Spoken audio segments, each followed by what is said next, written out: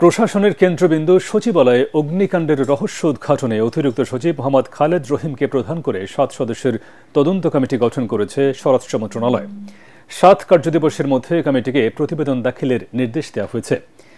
এদিকে ফায়ার সার্ভিসের 19টি ইউনিটের প্রায় 10 ঘণ্টার চেষ্টায় পুরোপুরি নিভেছে সচিবালয়ের 7 নম্বর ভবনের আগুন।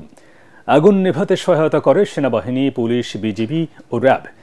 এর আগে মধ্যরাতে লাগা আগুনে সচিবালয়ের 7 নম্বর ভবনের 6, 7, 8 ও 9 তলা পুড়ে যায়। আগুন নেভাতে গিয়ে ট্রাক চাপায় নিহত হন ফায়ার ফাইটার সোয়ানুর রহমান। এর মধ্যে তার জানাজা সম্পন্ন হয়েছে।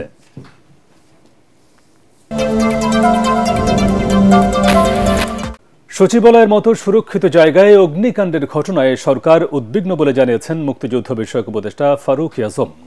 ক্ষতিগ্রস্ত ভবন পরিদর্শন করে তিনি একথা বলেন। আর স্বরাষ্ট্র উপদেষ্টা জানান, তদন্তের পর জানা যাবে অগ্নিকাণ্ডের প্রকৃত কারণ। সকালে ক্ষতিগ্রস্ত ভবন পরিদর্শন করেন অন্তর্বর্তী সরকারের উপদেষ্টারা।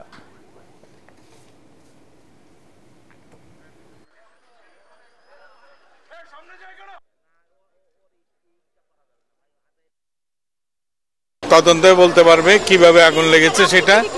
না, আমি দেখেছি সেই উপরের জায়গাগুলোতে করিডোরে অনেক ক্ষতি হয়েছে, অনেক অফিস ক্ষতি হয়েছে।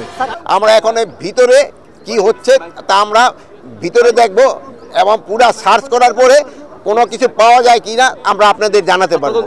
সঠিক প্যাড আর সঠিক তথ্য দিয়ে এসব সামলে নিব এক হয়ে। Monalisa sanitary napkin. সচিবালয়ের আগুনের ঘটনায় জড়িতদের 24 ঘণ্টার মধ্যে আইনের আওতায় আনার দাবি জানিয়েছেন বিএনপি চেয়ারপারসনের উপদেষ্টা জয়নুল আবেদিন ফারুক।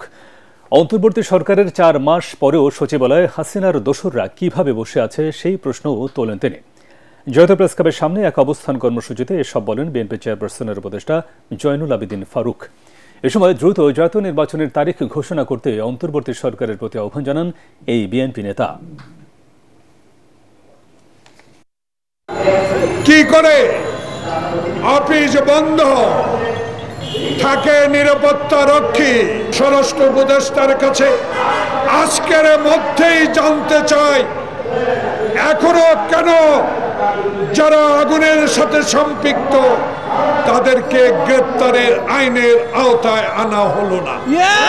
এই 4 মাস অতিবাহিত হলো, এখনো শেখ হাসিনার দোসরেরা কি করে সচিবালয়ে বিভিন্ন মন্ত্রণালয়ে চাকরি করে?